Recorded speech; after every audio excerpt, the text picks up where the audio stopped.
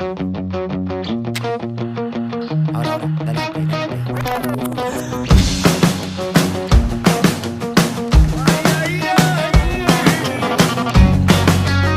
¿se me hace charraña?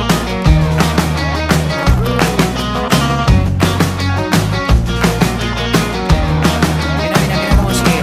He perdido sin quererlo los papeles que me diste antes de ayer.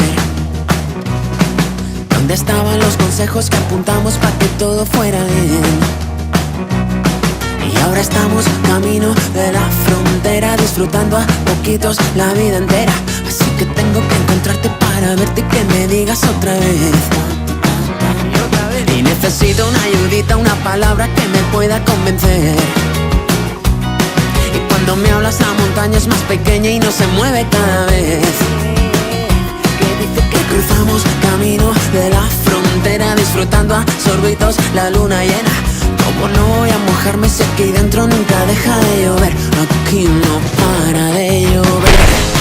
Y si seguimos con el plan establecido, nos cansaremos al ratito de empezar. Probablemente no encontremos el camino, pero nos sobrarán las ganas de volar.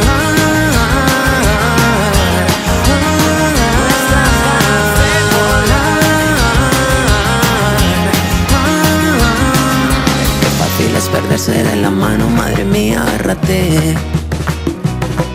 Que el vacío de ese vaso no se llena si no vuelves tú a querer.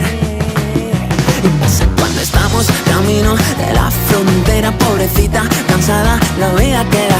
Como no voy a cansarla si no paro y nunca dejo de correr? Y si no paro de correr, improvisemos un guión definitivo, que no tengamos más remedio que olvidar que hacer que todas las estrellas al camino, para que nunca falten ganas de soñar. Y suena bien, parece que nos hemos convencido, solo tenemos que perder velocidad. Hace ya tiempo que no estamos divididos, algo sobraba cuando echamos a volar.